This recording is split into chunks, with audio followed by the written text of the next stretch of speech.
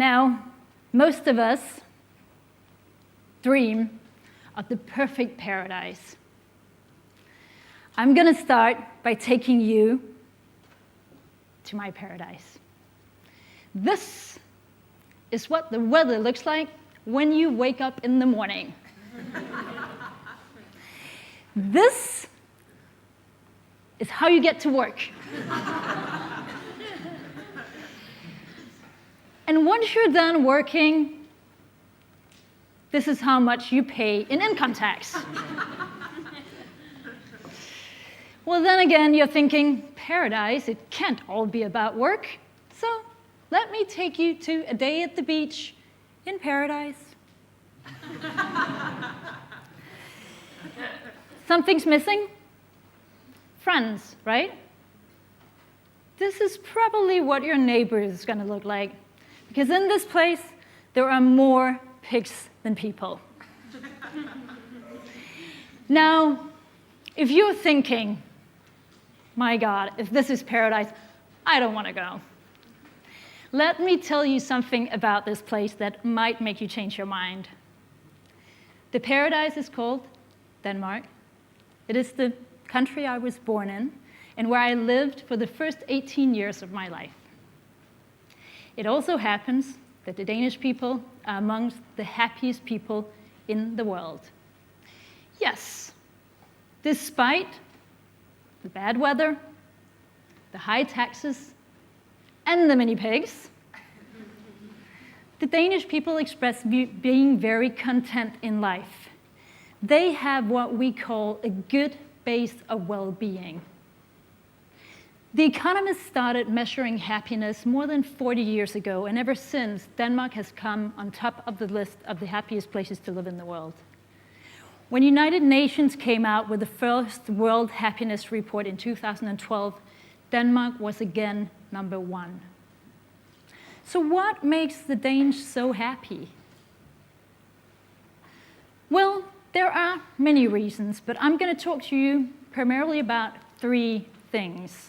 I'm going to try and give you actionable things that you can do and ways to plant seeds that can actually grow into the happiness as the Danes know today. I insist on planting seeds because, as we all know, change takes time. And it's actually planting seed that will start that process. Now, sometimes when I talk about the Danish happiness, I get the reaction from people saying, that's great, but I'm not Danish and I do not live in Denmark. Even Hillary Clinton said it recently in a debate, I love Denmark, but we're not Denmark. So let me tell you something. I'm Danish, but I've actually been living in Paris for the past 20 years. But more importantly, I've received letters from people who've read my book from all over the world, Japan, Korea, Taiwan, France, telling me that they also live by these values, and they live good lives. These are not Danish values. They're human values. They're owned by each one of us. So I'm going to talk to you today about trust. I'm going to talk to you about the freedom to be you and about finding purpose. Now, trust in Denmark is a full-grown oak tree at around 80%. 80% of Danish citizens trust each other. In most countries in the world, it's not even a sprout at around 5% in the worst cases, and an average in Europe at 25%. In Denmark, it gets summed up in one image. Babies sleeping outside a restaurant. Now you would say, well, nobody's watching the babies. Well, I would say everyone is. In Denmark, trust is so high that you can actually leave your baby sleeping outside while you're having lunch. A Danish lady tried to do this in New York. She got arrested.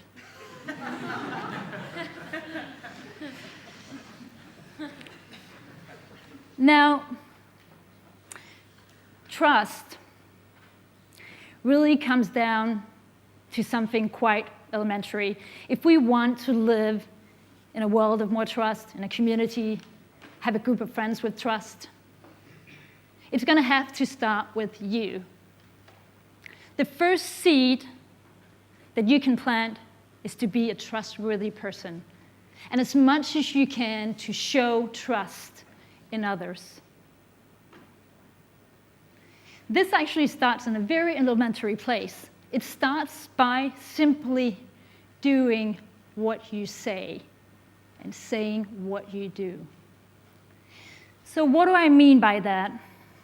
Well, I mean that when I say I'm going to do something, I do it.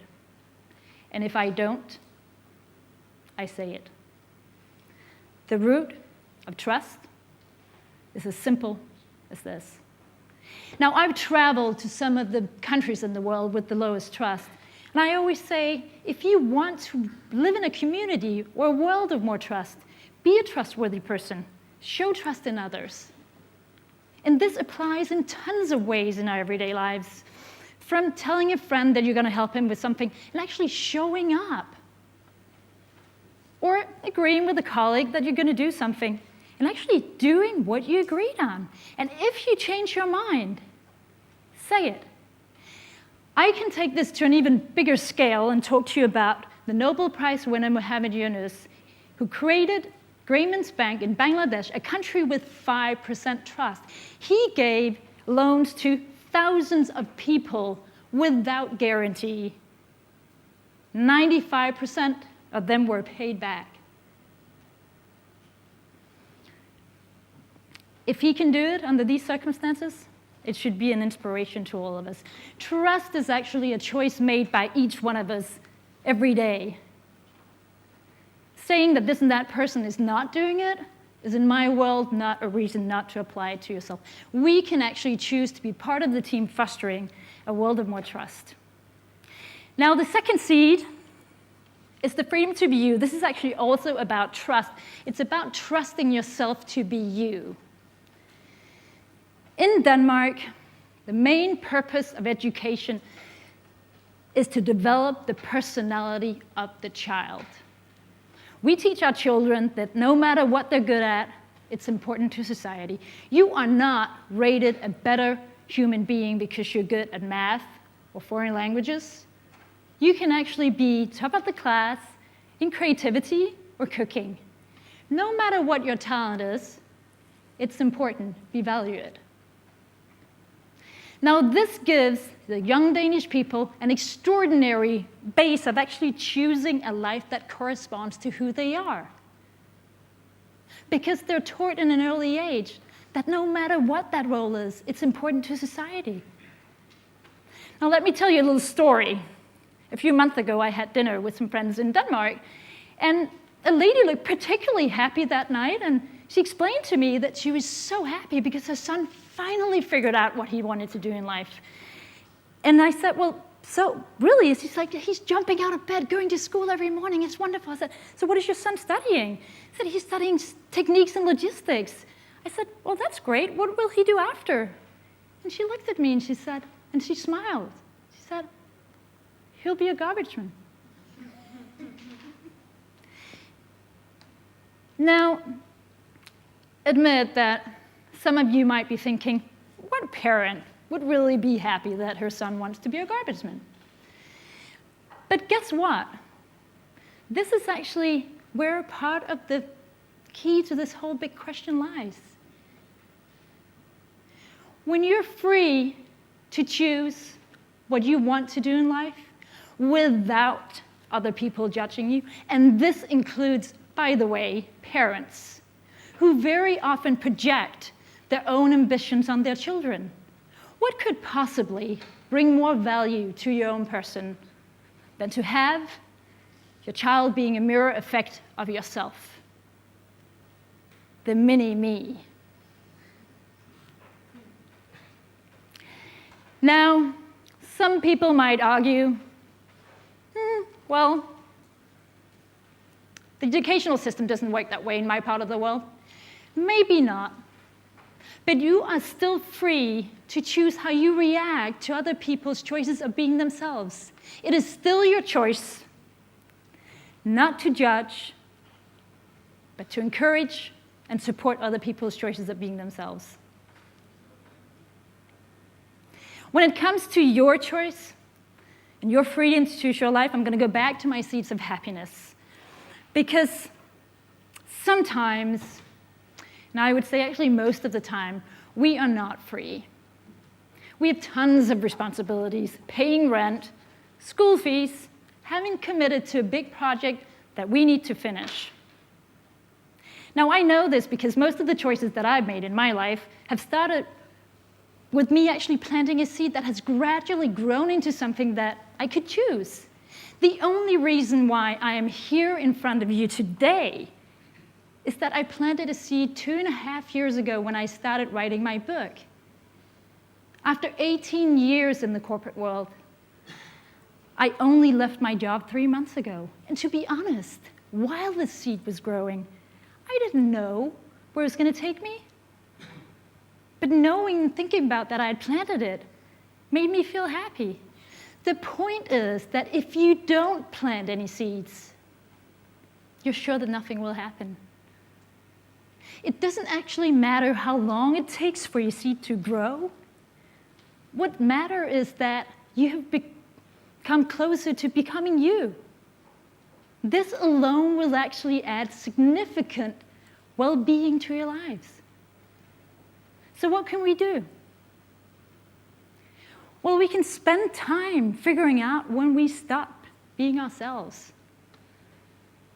Find that dream and plant that seed. And we can make sure that next time we see somebody fighting the battle of being free to choose their life, we do not judge, we support, and we encourage them. The last seed I'm going to talk to you about is purpose. So what do I mean by purpose? I mean this. So you wonder maybe who's behind that. Let me introduce you to Ali. Now you might see a dishwasher, but if you ask any of Ali's colleagues, they would say that he's part of the team running the best restaurant in the world. When Noma won the prize of the best restaurant in the world, René Redzepi, the chef, decided to take the whole team to London to receive the prize on stage. Ali, due to some paper problems, couldn't go, so the whole team ended up on stage wearing a t-shirt with the photo of Ali. For the people working at Noma, it's about living a dream. It's about living their passion. It's about being part of a common project. So what can we learn from them? Well, this is, of course, closely linked to the second seed of actually doing something that you feel passionate about. Planting the seeds of your dreams gives you a feeling of purpose. Doing something that you love gives you a feeling of purpose. So if you project this on a country level, what does that look like? Well, in Denmark, 7 out of 10 Danes like paying taxes because they feel individually responsible and committed to the common project of the welfare state. It gives them purpose, and it is part of what makes them feel content in life. They're not victims of the system. They're part of it. Lack of purpose can come from 2 things. It can come from not doing what you like in life, but it can also come from not feeling part of anything. Just basically executing what you're told to do. Being a sort of victim of your own existence. So what can we do about it? Well, we can find that passion inside of us, find that dream, and plant that seed, and make it our individual responsibility to take care of it so that it grows into something that we can actually choose. Planting the seeds of our dreams gives us purpose, it gives us hope, and it makes us feel happy. Now, I'll talk to you about trust, the freedom to be you, and finding purpose. But it's actually not what is giving to us in life that really matters. It is what we do with it. Who cares if you're born in a country with high trust, the freedom to be you, with greater purpose, if you take this for granted, if you don't use it the right way? It is for us to choose to live by these values, little by little, as well as we can. It is our individual responsibility to make sure that if we want to live in a world with more trust, that we're a trustworthy person, that we show trust in others. Don't be sitting around waiting for someone else to come with that solution. Be that solution. Don't be part of the problem. Be part of the solution. These values are owned by all of us. They're for us to choose. And I hope I've illustrated that you do not need to be Danish, nor to immigrate to Denmark to find happiness. It is within each one of us and the choices we make to plant these seeds of happiness and to be and to choose to incarnate the change that we would like to see in the world. Thank you.